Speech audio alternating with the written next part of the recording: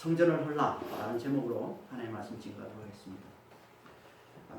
사도들의 안수를 받고 사도의 동역자들로 세워진 헬라파 유대인 이제 7 집사 중에 한 명인 이 스데반 집사는 은혜와 능력이 충만하여 큰 기사와 표적을 행하며 자기와 같은 헬라파 유대인들에게 담대히 복음을 전하는데, 그들 중에 자신의 생각과 신념에 사로잡혀서 끝까지 스데반이 전하는 복음을 받아들이지 않고 그를 비난하며 대적하는 자들이 있다고 했습니다.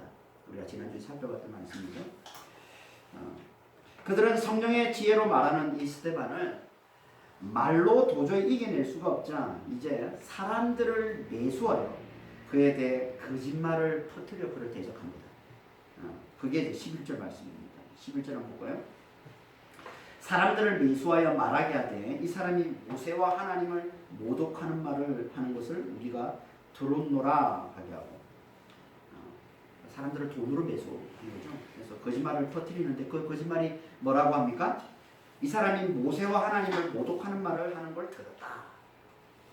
진짜 스데반이 모세와 하나님과 모세를 모독하는 말을 했을까요? 대놓고? 그건 아닐 겁니다.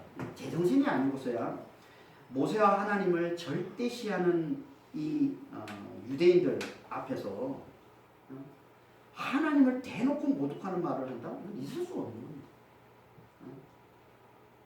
그러면 이들이 한 이 거짓말이 뭘까요? 그건요, 이 스데반이 복음을 전할 때 유대인들이 들으면 모세와 하나님을 모독하는 것처럼 들리는 그런 말만 취합해서 그걸 사람들에게 퍼뜨렸다는 거예요. 이게 거짓말. 그러니까 거짓말은 없는 말을 지어내서 하는 것만 말하는 게 아니라, 그가 한 말이라도 진리를 왜곡해서 앞뒤 자르고 자기에게 유리한 말만 취합해서 사실처럼 전하는 것, 그것도 다 거짓말입니다. 이걸 조작이라고 해요. 조작. 이 시대는 조작이 난무하는 시대잖아요. 그래서 녹음 파일도 조작을 하고 동영상도 조작하고 그렇지 않습니까?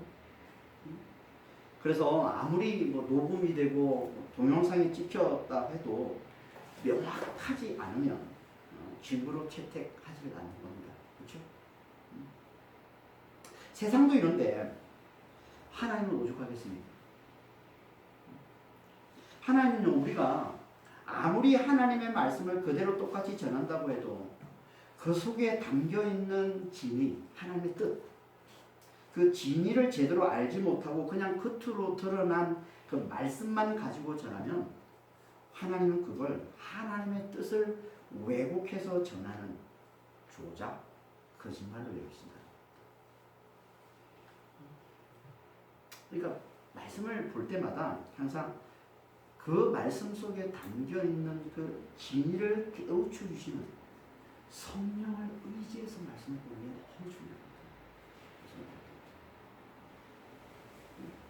그래서 성령을 뭐라고 그래요? 지혜와 계시의 영이라고 그러죠. 에베소 1장 16절입니다. 우리 주 예수 그리스도의 하나님 영광의 아버지께서 지혜와 계시의 영을 너에게 주사 하나님을 알게 하시고, 계시의 영 성령께서 우리를 도와주셔야만 하나님을 알 수 있다는 거예요. 하나님과 그분의 뜻을 알 수 있다는 겁니다.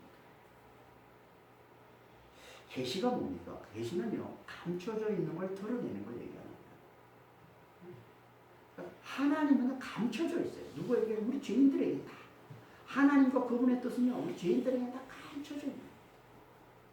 하나님이 감추신 거예요, 당신을. 우리 죄인들에게 알아보지 못하도록. 오직 성령께서 오셔서 우리의 이 영적인 눈을 열어주셔야만 알 수 있는 겁니다. 그래서 믿는 자에게 성령을 부어주셔서 성령으로 하나님의 뜻을 깨닫게 주시는 거예요. 그러니까 우리는 항상 말씀을 봐도 성령을 의지해서 말씀을 봐야 돼요. 그래야 하나님의 뜻을 제대로 깨달아 제대로 말씀대로 살아갈 수가 있는 거예요. 아니면 우리는 아무리 말씀을 많이 본다고 해도 절대 하나님의 말씀을 제대로 쫓아 살아갈 수가 없습니다.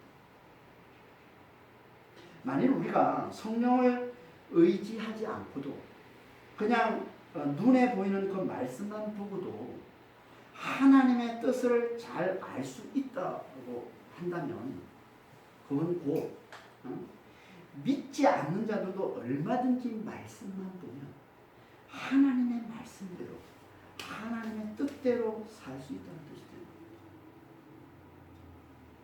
그건 말이 안 되는 거잖아요.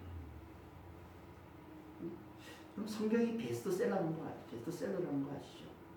세상에서 가장 잘 팔리는 책이 성경입니다. 역사 내내 그래왔습니다. 그래서 믿지 않는 자들도요 성경을 좋아합니다. 성경에 나와 있는 이 말씀들 이런 것들을 좋아해서 성경을 즐겨 보기를 해요. 믿지 않으면서도. 그 대표적인 사람이 누구냐면요. 간디입니다. 간디. 인도의 그 상징과 같은 인물이죠. 간디. 마하트마 간디. 그는요 평생 성경을 가까이 했어요. 특히 그가 가장 좋아했던 말씀이 산상수훈 말씀입니다. 산상 마태복음 5장부터 7장까지 있는 이 산상수훈의 이 말씀. 그래서 이 말씀을 철저히 지키려 애쓰며 살았던 사람이 간디였어요. 그래서 그는 누구보다도 검욕과 절제와 인내와 이 사랑의 삶을 잘 살았던 사람이에요. 그래서 위대한 간디라고 하는 거예요. 마하트마 간디. 그러면 그를 하나님의 말씀대로 하나님의 뜻대로 산 사람이라고 할 수 있을까요? 아닙니다. 그렇죠. 그냥 어떻게 보면 그 하나님 말씀을 쫓아 잘 살았잖아요. 그렇죠. 어떻게든 산상수훈의 말씀대로 살려고 평생 그렇게 노력했던 사람인데, 그러니까 말씀대로 사는 사람이다 이렇게 할 수 있잖아요. 하지만 하나님 보실 때는 아닌 거예요. 왜요? 그런 성경의 말씀을 가까이 할지 몰라도 하나님의 뜻은 몰랐거든요. 그런 하나님의 뜻은 몰랐어요. 하나님의 뜻이 뭡니까? 요한복음 6장 40절에 보면 하나님의 뜻이 나오는데 하나님의 뜻이 뭐라고 합니까? 아들을 믿고 영생을 얻는 겁니다. 예수를 믿는 게 하나님의 뜻이에요. 하지만 간디는 평생 예수를 믿지 않았습니다. 그냥 예수를 믿지 않고 하나님의 뜻을 모른 채 그러니까 사람들 앞에 선한 삶, 의로운 삶만 열심히 살았던 겁니다. 이걸 뭐라고 해요? 이걸 율법이라고 해요. 이걸 율법이라고 합니다. 그러니까 그는 바리새인들처럼 율법의 삶만 잘 살았던 거예요. 이렇게 성령은 모르고 하나님의 그 뜻을, 그 진리를 우리에게 깨워주시는 이 성령을 모르고 성령을 의지하지 않고 그냥 겉으로 보이는 그 말씀만 잘 지키며 살아가는 삶, 이게 율법의 삶인 것이고, 이런 곧 결국 그 속에 담긴 하나님의 뜻을 왜곡해서 살아가는 거짓된 삶을 사는 자가 되는 거랍니다. 그래서 주님께서도 항상 이 겉으로 보이는 이 말씀만 붙들고 살아가는 이 바리새인들, 이들을 주님께서 항상 뭐라고 말씀하셨어요? 겉은 선하지만 속엔 거짓이 가득한 외식하는 자, 위선자라고 했던 거예요. 마태복음 23장 전체가 그 말씀이잖아요.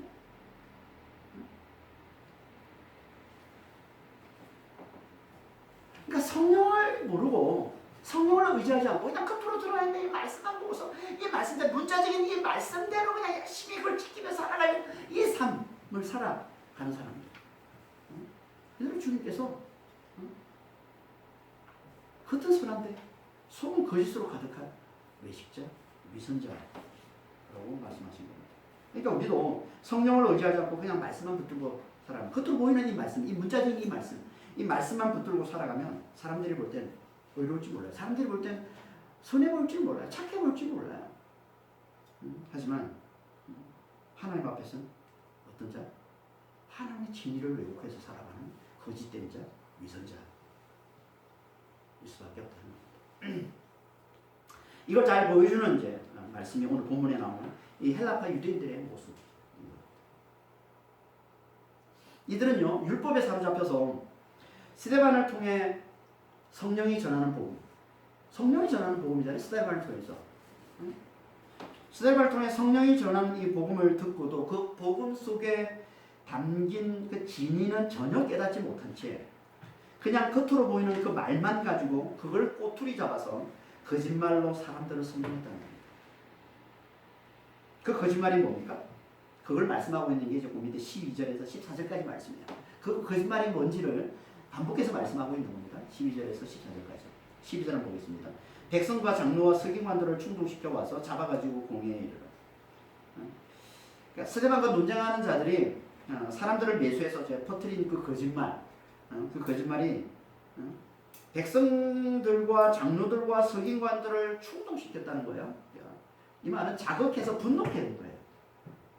그래서 급하게 와서 이 스데반을 잡아서 체포해서 공회로 끌고 가게 만들었다는 얘기예요. 공회는 사네드린이라고 하는 이 공회는 당시 이스라엘의 최고 법정 기구라고 했습니다.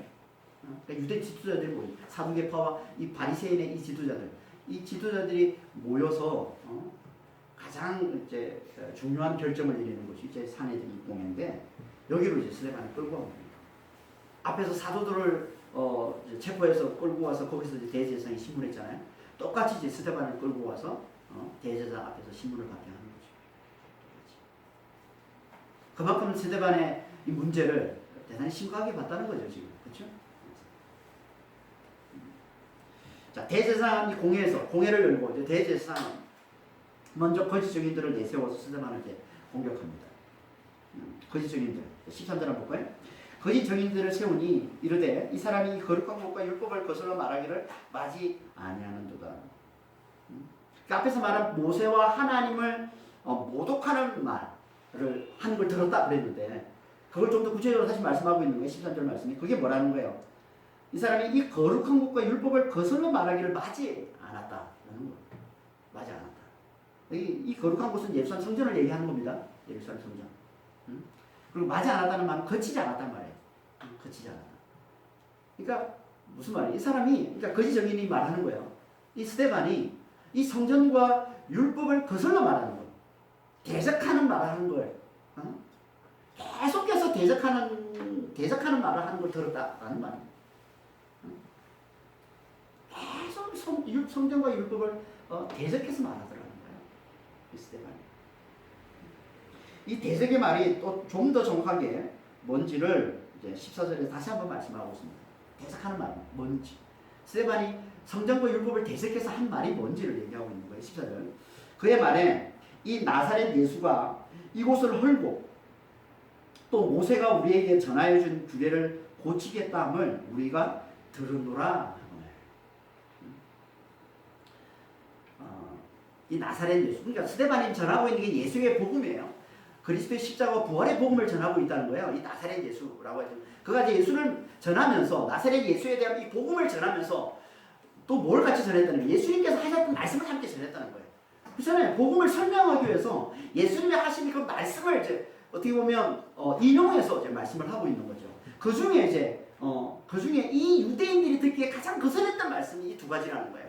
그게 뭐라는 거예요? 성전을 흘러 예수님이 말씀하신 성전을 흘러는 말씀과 여기 보면 모세가 우리에게 전해준 규례를 고치겠다 그랬는데 예수님이 정확히 이렇게 말씀하신 적 없어요. 예수님이 이와 비슷한 말씀을 하신 적이 있어요. 그게 뭐냐면 모세의 율법을 완전하게 하기 위해서 오셨다라는 말씀이에요. 그 말씀을 하고 있는 게 지금 율법을 완전하게 하겠다라고 하는 것을 들었다는 거예요. 이게 유대인들이 듣기에는 이거는 진짜 엄청난 큰 문제인 거죠. 이 말은. 그러니까 이걸 가지고 저들이 모세와 하나님을 대적하는 말을 했다고 그러고 이 성전과 율법을 대적하는 말을 거치지 않고 계속 대적하는 말을 했다라고 얘기하고 있는 거예요. 이 두 가지 성전을 흘러는 예수님이 하신 말씀 성전을 흘러는 말씀과 율법을 온전케 하러 오셨다라는 이 말씀을 스데반이 전하는 걸 보고서 이건 성전을 대적하고 율법을 대적하는 말을 했다. 복음을 얘기하면서 그 복음을 설명하기 위해서 이제 예수님이 하신 말씀을 끌어와서 이제 그걸 인용해서 말씀하고 있는데 그 진리 그 복음은 듣지 않고 복음은 무시하고 그 진리는 뭐 무시하고 겉으로 보이는 그 말만 가지고서 자기들이 보기에 이 문제가 될수 싶고 그 말만 가지고 그걸 꼬투리 잡아서 스데반을 공격하고 그러니까 예수의 복음 예수님께서 하셨던 말씀 이 말씀을 우리가 제대로 전하면요 뭐라는 거예요? 겉으로 보이는 말씀만 붙드는 겉으로 드러나는 그 말씀만 붙드는 그런 사람들 있잖아요. 그게 율법 아래에 있는 거거든. 겉으로 보이는 그 말씀 그 말씀만 붙드는 자들에게는요 다 어떻게 받아들여질까요? 다 하나님을 대적하는 자들. 지금도 마찬가지죠. 말씀 속에 담긴 하나님의 뜻을 깨달아서 그 말씀을 제대로 전하는 자들은요 그 뜻을 모르고 그냥 겉으로 보이는 말씀만을 붙드는 자들로부터 반드시 하나님을 대적하는 자라는 비난을 받게 되어 있습니다. 겉으로 보이는 그 말씀, 그 율법의 열심 내는 찰수 그 문자적인 그 말씀을 중요시하고 거기에 열심 내는 찰수로 더 크게 비난하는 자가 있죠.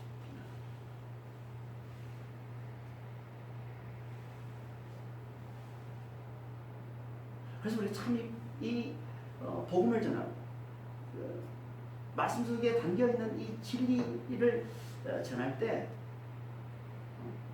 많은 사람들이 겉으로 드러나있는 그 말씀에 걸려서 어떻게 저런 말을 하지? 어떻게 이 말씀 저렇게 하지? 그게 걸려가지고 그 진리를 알아듣지를 못하는 그걸 들으려고도 하지 않는 대놓고 비난하고 대놓고 욕하는 그런 사람들이 많습니다. 왜 그럴까요? 왜? 그건요 겉으로 드러난 그 말씀 그 문자적인 말씀 그 율법 그게 그들에게는 자기 인생의 최종 목표 최고의 목표 가장 중요한 가치로 여기기 때문에 그 문자적인 그 말씀 그러니까 그걸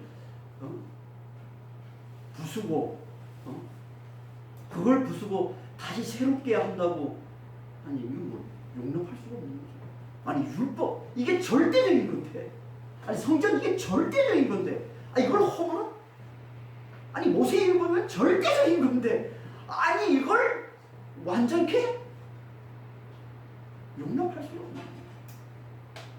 그러니까 겉으로 보이는 그 문자 거기에 사로잡혀서 그 거짓말 그걸 붙들고 절대시하고 그걸 붙들고 그럼 그게 거짓말이 되는 거거든요. 그 속에 그 진리는 보지 못하고 그냥 그 문자만 붙들고 가는 그 거짓말로 결국 진리를 대적하는 자가 되는 거예요. 그 거짓말은 자기 인생의 가장 중요한 가치로 그게 자기 인생의 목표 골로 여기고 사는 자들 그걸 지키며 사는 걸 자기 인생의 골로 여기며 사는 자들 이런 자들은 진짜 진리 하나님의 그 뜻 하나님의 그 진리 그 말씀의 그 진리를 대적하는 자. 그래서 예수님의 말씀 이 진리를 전하는 스데반이 율법주의자들 겉으로 드러나는 보이는 그 말씀에 사로잡혀 사는 이 율법주의자들에게 이렇게 신문을 당하고 핍박당하고 근데 잘 보면 예수님의 이 말씀이 성전을 흘라 그리고 율법을 온전히 하러 오셨다 완전히 하러 오셨다라는 이 말씀은요 전혀 모세와 하나님을 모독하는 말도 아니고 성전과 율법을 거슬러 말하는 대적해서 말하는 말 더더욱 아닙니다. 그 말씀은 오히려 성전을 온전히 하는 말씀이고 율법을 온전히 하는 말씀입니다. 그러니까 진짜 성전을 위하고 진짜 율법을 위한 말씀입니다. 진짜 하나님을 위하고 진짜 모세를 위한 말씀입니다. 예수님이 하신 이 말씀입니다. 이 말은 그건 뭐예요? 예수님이 하신 이 말씀을 따르는 이게 진짜 우리 인생의 골로 삼을, 최종 목표로 삼아야 돼. 우리 인생에서 가장 중요한 가치로 여기고 붙들어야 돼. 그 말씀이라는 거예요. 이 말씀, 예수님이 하신 이 말씀이. 왜 그렇습니까? 그 말씀은, 예수님이 하신 이 말씀은요, 우리에게 성경과 율법의 실체인 이 그리스도를 통한 진짜 구원, 부활과 영생을 가져다 주신다는 말씀을 하고 있기 때문에 그럽니다. 이 말씀을 통해서.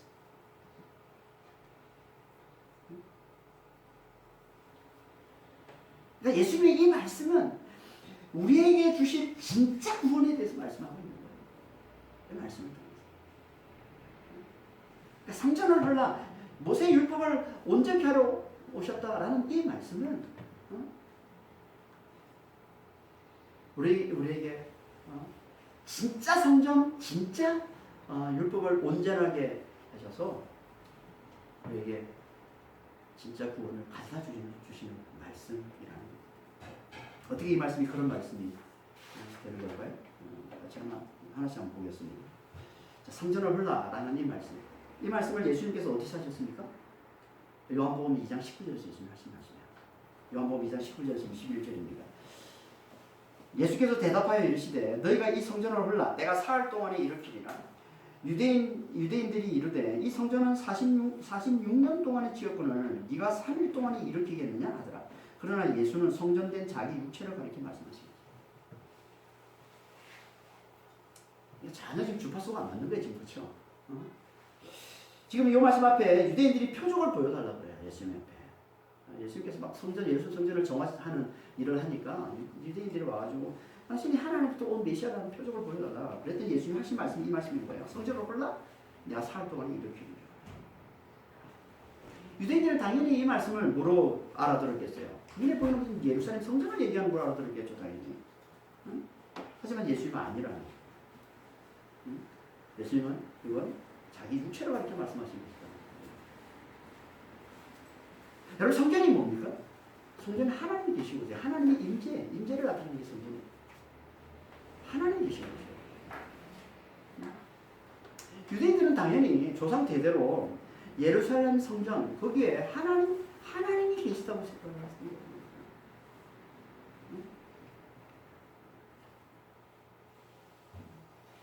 그래서 그걸 절대시하고 신성시하고 했던 거죠. 하지만 예수님은 아니라는 거예요. 그게 성전은 아니라는 거예요. 그게 하나님 계신 곳이 아니라는 거예요. 그럼 하나님 계신 곳이 어디라는 거예요? 당신 자신.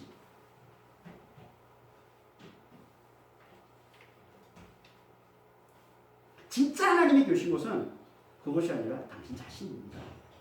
그래서 예수님께서 자주 말씀 가운데 자주 뭐라고 말씀하세요? 하나님 나와 함께 계신다. 하나님 나와 함께 계신다. 이게 요한복음 8장 29절 말씀이고요. 또 나는 하나님과 하나다. 나는 아버지와 하나다. 이런 말씀을 자주 하셨어요. 늘 하나님 함께 하신다. 그러니까 하나님이 함께 하시는 것은 예수님의 육체예요. 예수님의 것이죠. 그러니까 진짜 성전은 예수님이시라는 거예요. 예수님 보실 때 예수님만 그걸 보시는 거예요. 지금. 진짜 성전은 예수님이시라는 거예요. 그러니까 눈에 보이는 성전은, 그 건물은 뭐라는 거예요? 그건 단지 진짜 성전이신 예수님을 예표하는 거라는 거예요. 그거는. 예수님이 오시기 전엔 예표로서 성전 건물이 의미가 있었습니다. 오시기 전에 그걸 통해서 진짜 성전이신 예수님을 그걸 통해서 하나님이 미리 보여주시고 깨우쳐 주시는 거니까 그 예표를 통해서. 하지만 진짜 성전이신 예수님이 오셨네. 그럼 이제 더 이상 그 건물로서 있는 그 성전은 의미가 없는 거예요. 그럼 더 이상 역할이 끝난 거예요. 예수님이 오셨잖아요. 진짜 성전이신 그분이 오셨잖아요.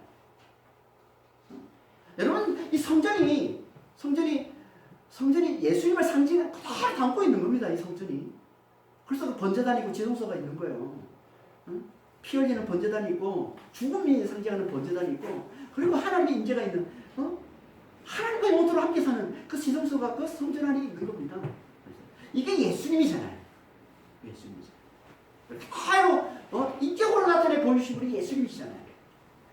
눈에 보이는 하나의 이미지로 건물로 보여주는 하나의 이런 어떤 이미지로 보여주는 그걸 인격으로 보여주는 삶을 보여주신 분이 예수님이신 거예요. 그러니까 예수님이 진짜 성령이신 거예요. 근데 당시 아무도 그걸 알아보지 못해. 예수님만 아시는 거죠. 그 진리를. 그 진리를.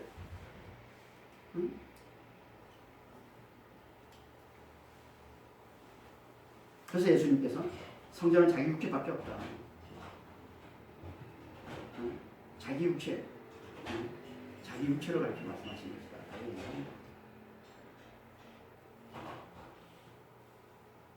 근데 예수님의 육체, 성전이신 예수님의 육체, 이 육체는 어떻게 된다고요? 반드시 허물어졌다가 사흘 동안 다시 일으켜져야 된다는 거예요. 다시 말해서 반드시 죽었다가 다시 살아나야 한다는 거예요. 십자가 부활을 얘기하고 있는 거예요, 지금 예수님께서 이 말씀을 통해서 당신의 십자가와 부활, 십자가 지심과 다시 살아나심에 대해서 말씀하고 있는 거예요. 왜 예수님께서 다시 그러니까 죽으셨다가 다시 살아나요? 성전이신 육체를 허무셨다가 다시 이렇게 세우셔야 합니까? 왜? 그래야 그분이 온전한 성전이 되시기 때문에. 온전한 성전. 그러니까 당신의 육체가 혼자서 당신만의 혼자서 성전이 되시는 게 예수님의 뜻이 아닌 거예요. 그 하나님의 뜻이 아닌 거예요. 육체로 오신 건 온전한 성전이 되시기 위해서 오신 거예요. 그러려면 어떻게 된다는 거예요? 그분이 죽으셨다 살아나셔야 된다는 거예요.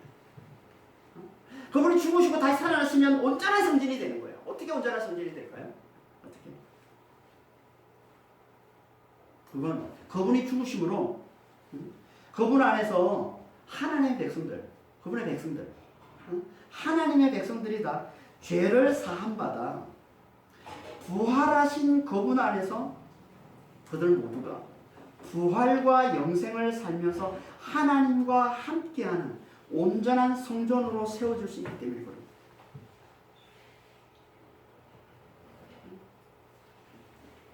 그분 안에서 이게 온전한 성전이에요. 온전한 성전은 뭐냐면 그분이 죽으시고 부활하심으로 그분 안에서 하나님의 백성들이 죄를 다 사함받아 그 부활하신 그분 안에서 부활과 영생을 살면서 영원토록 하나님과 함께하는 이게 성전이거든요. 이게 온전한 성전이란 거예요. 이게 온전한 그리스도의 몸인 것이고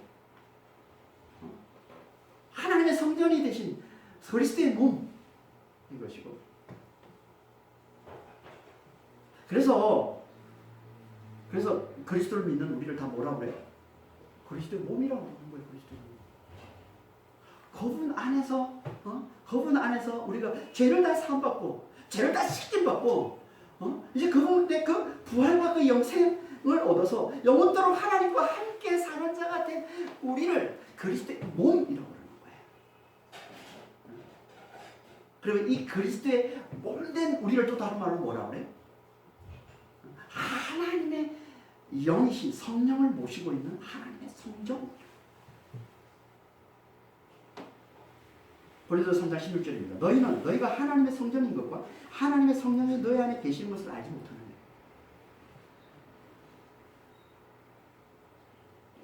이게 온전한 성전인 거예요. 우리가 다 그리스도 안에 들어가서 그리스도의 몸이 되어서 우리가 그리스도의 몸이에요. 예수 믿는 자들은 예수 안에 있는 거예요. 예수의 몸인 거예요. 여기 하나님께서 계신 거예요. 여기 지금은 성령께서 계신 거죠. 성령이 하나님의 영이신 성령께서 인기에 계신 것이죠. 이건 하나님의 성전. 이게 온전한 성전이에요.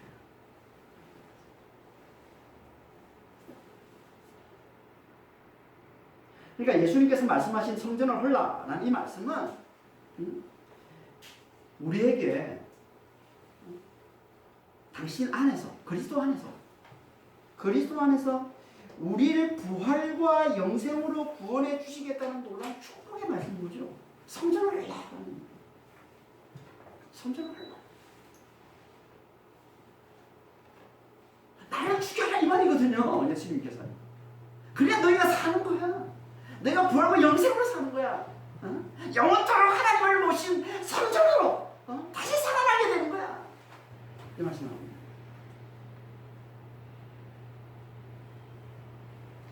하지만 이 진리를 알지 못하는 유대인들은요, 말씀을 그냥 문자로만 보잖아요. 이거 어떻게 그 말을 어떻게 알아듣습니까? 자기들이 목숨보다 귀하게 여기는 그 성전 건물을 허물면 이 너무나 신성모독이 엄청난 죄를 범하는 자로 여길 수밖에 없는 것이고, 그래서 예수님을 잡아다가 십자가 못 박아주는 겁니다.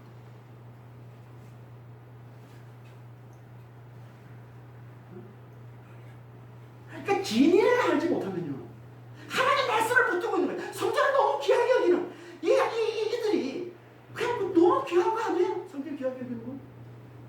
근데 그 속에 진리를 알지 못하면 결국은 그 말씀에 사로잡혀서, 그 율법에 사로잡혀서 결국은 진리신 그분을, 진짜이신 그분을 십자가 매달아 죽이는 자가 됩니다.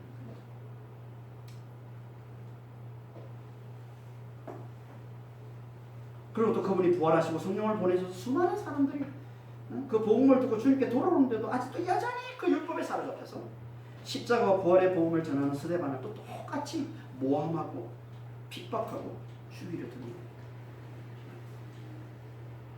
이게 눈에 보이는 성전을 자기 인생의 최고의 가치, 그걸 최종 목표, 꼴로 여기며 사는 자들의 실상인 거예요. 누구나 보이는 성전.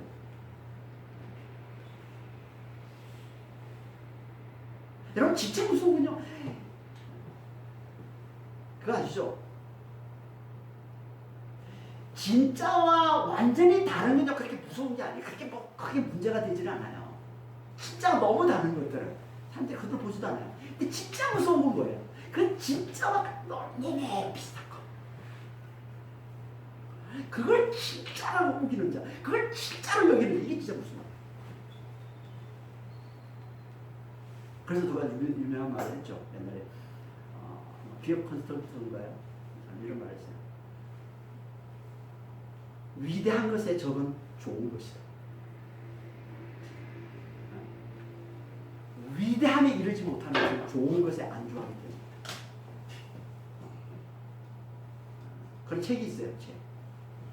옛날에 그런 책이. 위대한 진짜에 적은 그 진짜랑 참 비슷한 거예요. 좋은 거.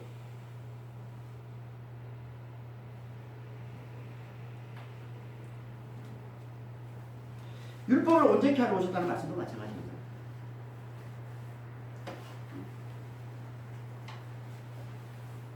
예수님이 이 말씀을 어디서 하셨나요? 내가 율법을 온전하게 하러 왔다. 마태복음 5장 17절에서 예수님이 하신 말씀이에요. 볼까요? 마태복음 5장 17절 18절입니다. 내가 율법이나 선지자를 폐하러 온 줄로 생각하지 말라. 폐하러 온 것이 아니요 완전하게 하려 함이라. 진실로 너희에게 이르노니 천지가 없어지기에는 율법의 1.1획도 결코 없어지지 아니하고 다 이르노라. 율법과 선지자, 17절에 율법과 선지자라고 18절에서는 율법만 얘기하고 있는데, 율법과 선지자는요 구약을 말하는 겁니다. 자주 제 구약을 항상 성경에서는 율법과 선지자 이렇게 얘기를 합니다. 그리고 이걸 압축하면, 이 하나로 압축하면 이걸 이제 또 율법이라고 얘기합니다. 율법. 그러니까 예수님이 오신 건 율법을 완전케 하기 위해 오셨다. 율법을 완전케 하기 위해 오셨다 이 말씀입니다. 아니 정확히 무슨 말일까 이게? 보통 신학자들은 이걸 두 가지로 해석을 합니다. 두 가지 다 의미가 있는 거예요. 두 가지를 다 같이 보면 되는 거죠. 하나는요, 이 말은 율법의 요구를 온전케 하러 오셨다라는 말입니다. 율법의 요구를 온전케 하러 오셨다. 율법의 요구. 예수님이 오시기 전에 율법의 요구는 뭐였습니까? 외적인 것에 대한 요구밖에 없었어요. 외적인 것. 그럼 예수님이 오셔서 온전케 하러 오신 예수님께서 율법의 요구를 어떻게 하셨습니까? 그걸 더 확대 적용해서 외적인 것뿐만 아니라 마음의 것까지. 율법은 우리의 마음의 것도 요구한다. 그러니까 외적인 것에서부터 마음의 그 내적인 부분까지 다 적용이 되는 게 이게 율법의 요구다. 그래서 예수님께서 이제 이 마태복음 이제 5장 21절 이하에 보면 예수님께서 뭐라고 그럽니까? 모세는 살인하지 말라 뭐 했으나 나는 이르노니 나는 이러노니 형제에게 노하거나 라가라 하는 자마다 라가는 멍청한 놈 이런 뜻입니다. 머리가 텅 빈 놈, 바보 같다 이런 말 이게 라가예요. 그러니까 형제에게 노하거나 라가라 하는 자마다 심판을 받게 될 것이다. 살인하는 자, 모세는 살인하는 자가 심판받는다고 그랬는데 나는 이르노니 노하거나 라가라 하는 자가 심판받는다. 모세는 간음하지 말라 하였으나 나는 이르노니 음욕을 품고 여자를 보는 자마다 마음에 입이 가는 것이다.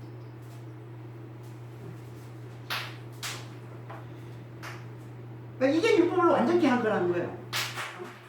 전에 율법의 요구는 외적인 것밖에 없었지만 내가 온 것은 이 율법의 요구를 내적인 부분까지 마음에까지 확대해서 적용하기 위해서 왔다. 이게 완전히 율법의 요구가 완전한 거예요. 여기에 걸리지 않은 사람 아무도 없는 거죠. 모세의 율법은 여기 피한다고 쳐. 이 율법은 어떻게 피합니까? 이거 율법의 요구를 완전히 하는 거예요. 여기만 있으면 우리는 다 죽는 거죠. 이것만 있으면 우리는 다 죽는 겁니다. 근데 두 번째 이언이 완전히 하셨다는, 완전히 하라고 오셨다는 이언이 두 번째 의미가 있어요. 그게 뭐냐면, 그건요, 이 완전한 율법의 요구를 온전히 다 이루고 오셨다. 이 완전한 율법의 요구를 완성시키러 오신 분이다. 예수님. 이런 뜻이에요.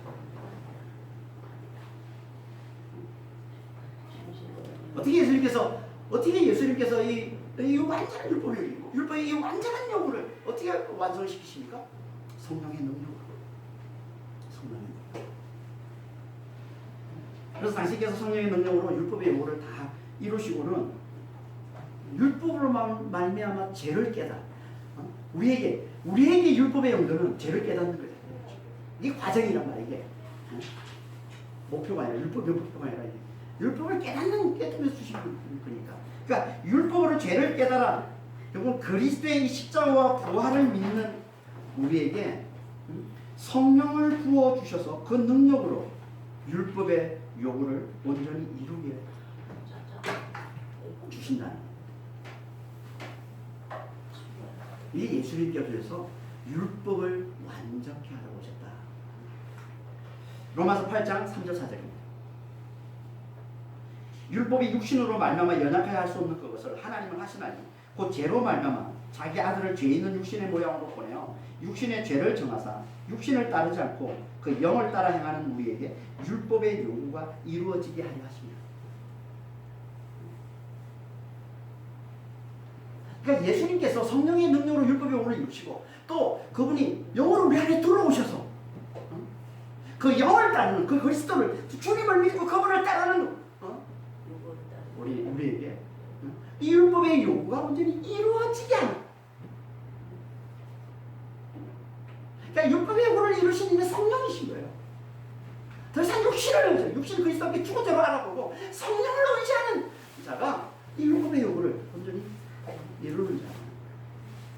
이러기 위해서 예수님이 오신 거라는 거예요.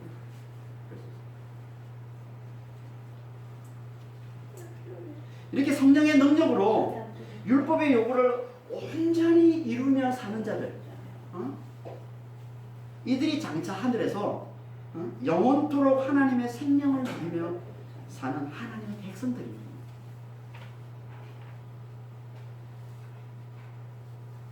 우리는 이 땅에서 이걸 훈련하는 거예요. 우리는 이 땅에서 이걸 배우는 거예요.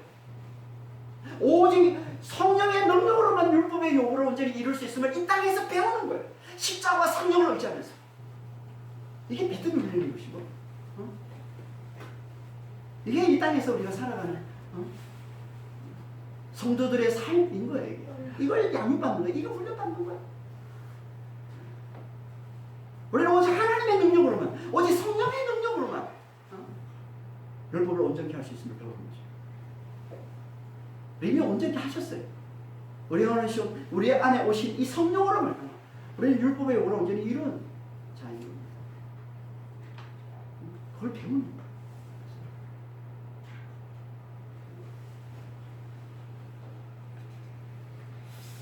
그러니까 예수께서 오셔서 율법을 온전히 하시겠다라는 이 말씀은요, 우리에게 당신 안에서, 그리스도 안에서 우리를 구원하시고 성령을 충만하게 부어주셔서 율법의 요구를 온전히 이루게 해 주시겠다는, 그래서 영원토록 하나님의 백성된 삶을 살게 해 주시겠다는 놀라운 축복의 말씀인 거야.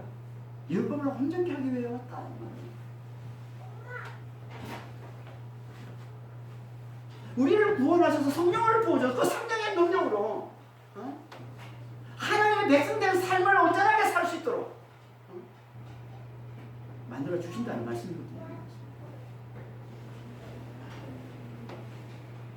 하지만 이 진리를 알지 못하는 유대인들은요, 말씀을 문자로만 보고서 자신들이 목숨처럼 여기는 모세의 율법을 훼손하고 부정한 자로 누명을 씌워서 그분을 십자가에 못 박는 거예요. 그리고 또 그분이 부활하시고 성령이 임하셨는데도 여전히 그걸 알아보지를 못하고 복음을 전하는 스데반을 또 죽이려 드는 거예요. 이게 눈에 보이는 말씀, 율법을 자기 인생의 목표로, 가장 소중한 가치로 여기며 살아가는 자들의 실상인 거죠. 뭘 말하는 겁니까? 이 성전과 이 율법처럼 이 세상에서 너무나 거룩해 보이고 너무나 신성해 보이고 너무나 귀해 보이고 너무나 대단해 보이는 그런 것들,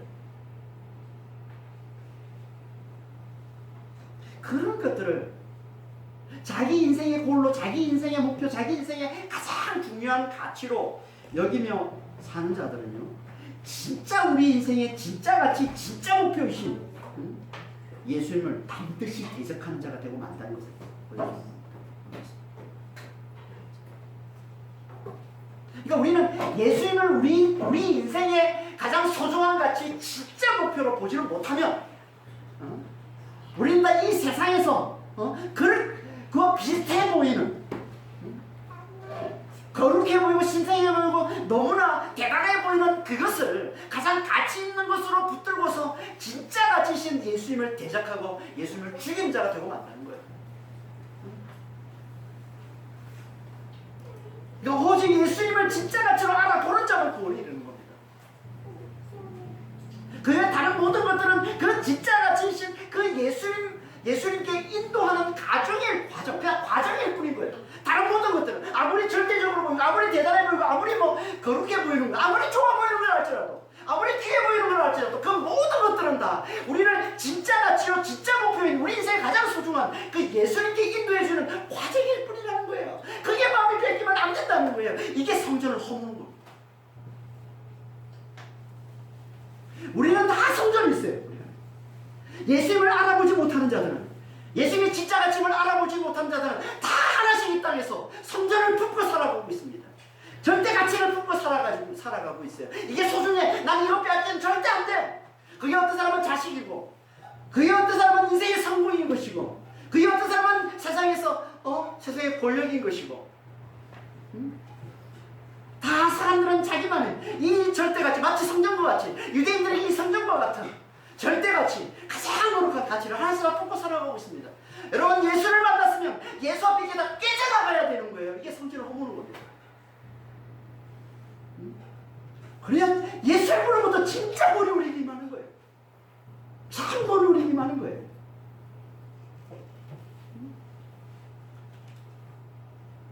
많은 사람들이 예수를 믿는다고 하면서도, 예수를 믿는다고 하면서도 이걸 깨닫지를 못하니까, 예수님이 우리 인생의 절대 가치임을, 예수님이 우리 인생의 소원임을, 예수님이 우리 인생의 가장 소중한 분이심을 깨닫지를 못하니까 넘어지는 겁니다. 비스무리한 거 붙들고서. 그래서 교회 안에서도 그렇게 싸움질을 하는 거예요.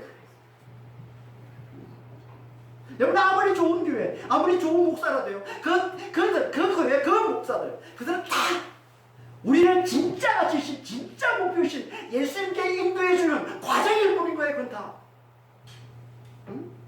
그게 절대 가치가 아니란 말이에요. 이걸 모르니까 단임 목사파, 원로 목사파 나눠지면서 싸움질하고 있는 것이고, 장로파, 목사파로 나눠지면서 싸움질하고 있는 것이고, 지금도 강남의 한 큰 교회는 그러고 있대잖아요. 1층에는 원로 목사파, 2층부터는 단임 목사파, 성사에 발이 뱉어놓고 계속 아직도 싸움질하고 있어요.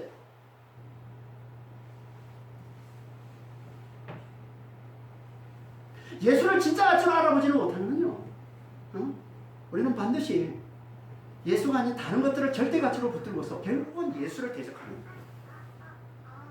결국은 예수를 죽이는 그런 삶을 살 수밖에 없는 거예요. 유대인들이 그랬던 거죠. 정치도 마찬가지예요. 정치도 마찬가지예요. 왜 정치 때문에 교회가 싸움질합니까? 왜? 정치는 그냥 과정인 겁니다. 아무리 대단한 거, 훌륭한 정치가 대단한 일이야? 그것들은 예수 앞에다 가짜예요. 그냥 진짜 가지신 예수께 인도해주는 과정일 뿐인 거예요. 근데 왜 교회에 이런 사람이다? 그 사람이 뭐길래? 누구를 지지한다고 막 한다고 그래서 교회들이 서로 찢어져서 쪼개지고 싸움질하고. 이게 뭐예요? 근데 우리가 다 우리 삶이 그러고 있잖아요 지금. 예수를 절대 가치로 두질 않으니까, 예수를 가장 소중한 가치로 두질 않으니까, 가짜를 붙들고서 마치 유대인들이 성전을 붙들고 율법을 붙들고서 예수님을 대적하는 것처럼 가짜를 붙들고서 지금 예수님을 대적하고 있잖아요.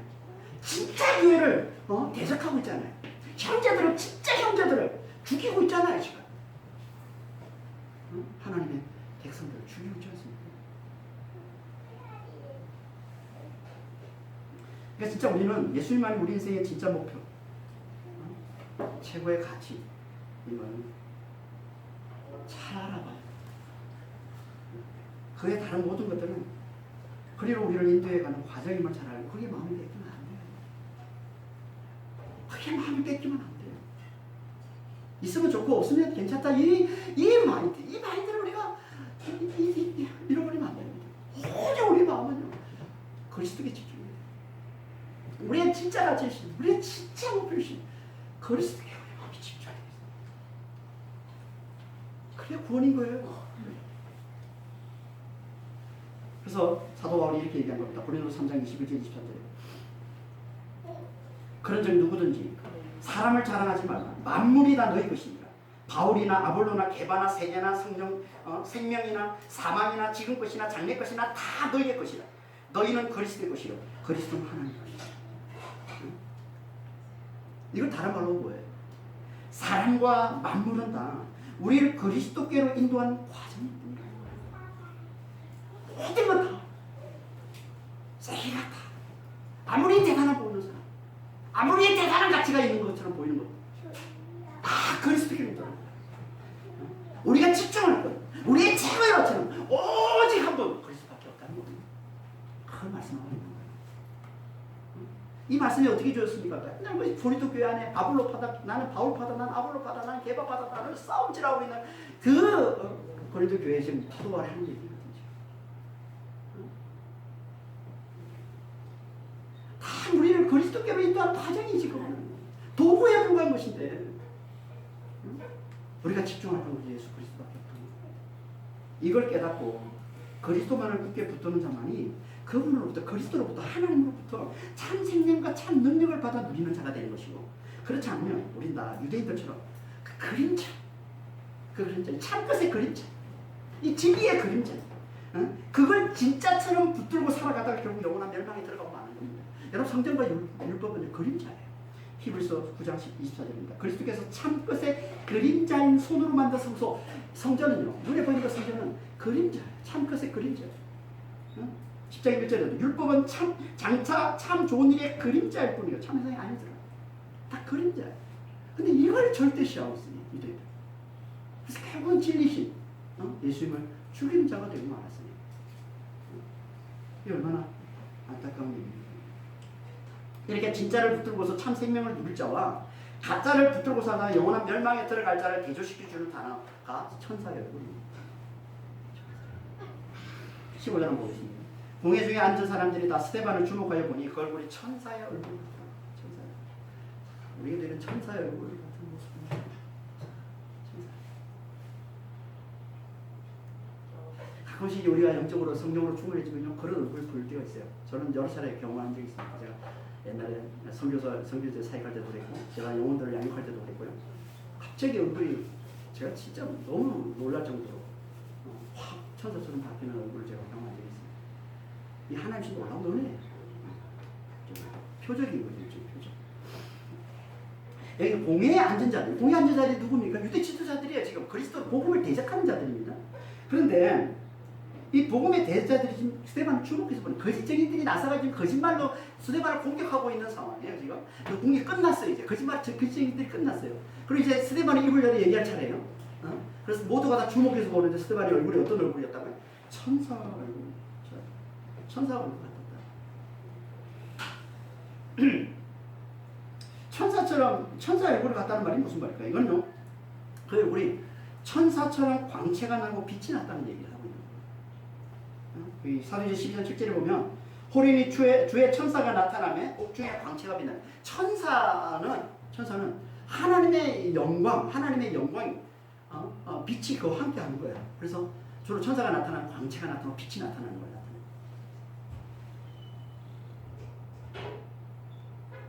뭘 말하는 걸까 이게? 환히 비쳐요. 광채가 나요. 그 얼굴에. 빛이 나요. 그 얼굴에. 뭘 말하는 거예요? 이건 하나님께서 지금 스데반과 함께하고 계심을 보여주고 있는 거예요. 지금 하나님께서 그 스데반을 통해서 하나님의 영광을 나타내고 계시고,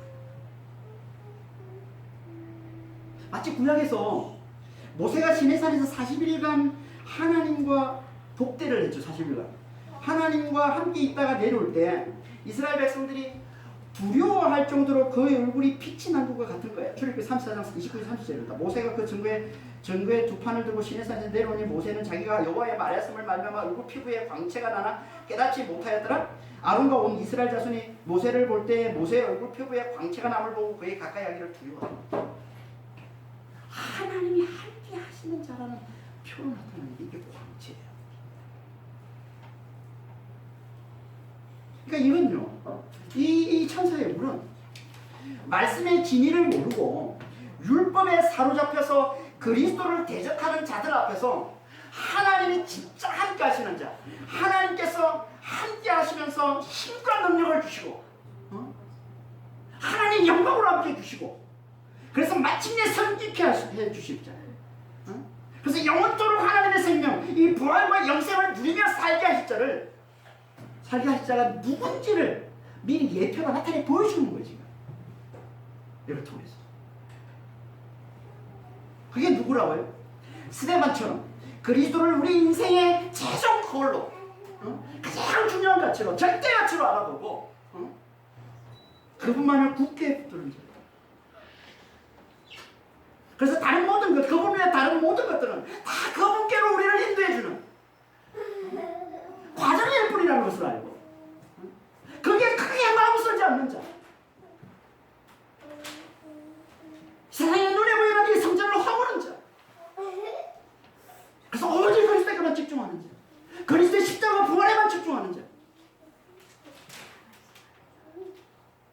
하나님은 그들과 함께 하시며 그들에게 반드시 승리와 영광을 안겨주시는 것을 말씀하고 있는 게 이게 천사의 얼굴입니다. 이거 우리도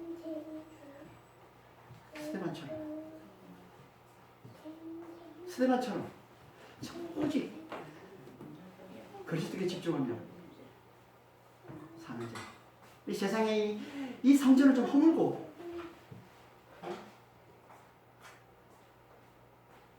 오직 그리스도가 내 인생에, 우리 인생에 가장 소중한 가치예요. 절대 가치예요. 최종 목표. 그래서 오직 그분께만 집중하는, 그분의 그 십자가의 부활에만 집중하는 그런 삶을 살 때 하나님께서 우리에게, 이 스데반을 통해서 우리에게 말씀하시는 거예요. 내가 너와 함께하고, 내가 너에게 반드시 승리를 안겨줄 것이고, 내가 반드시 너에게 영광을 안겨줄 것이다. 영원토록 너가 나와 함께 사는 나의 생명, 그 부활과 영생을 영원토록 누리며 사는 영원한 성자가 될 것이다. 라는 이 말씀을 하나님께서 우리에게도 스데반에게 보여주신 것처럼 우리에게도 반드시 하나님께서 나타내 보여주실 겁니다. 그런 믿음의 성도들이 다 되시길 예수님을 축원합니다. 기도하겠습니다. 하나님 아버지,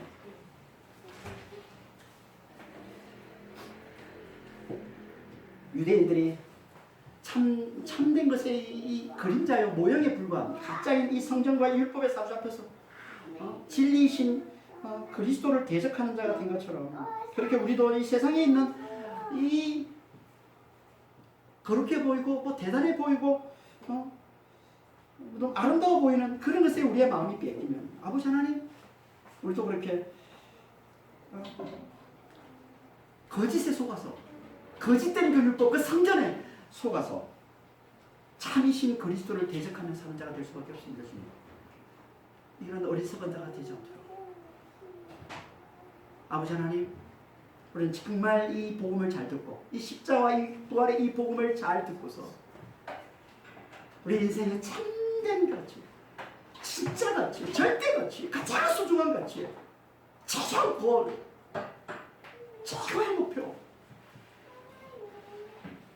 이 그리스도이심을 그리스도의 십자가와 부활임을 깨닫고 여기만 집중하는 아버지 믿음의 성도들이 다 될 수 있도록 저희들을 축복해 주시고 인도하여 주시옵소서. 감사합니다. 우리 주 예수 그리스도를 기도합니다.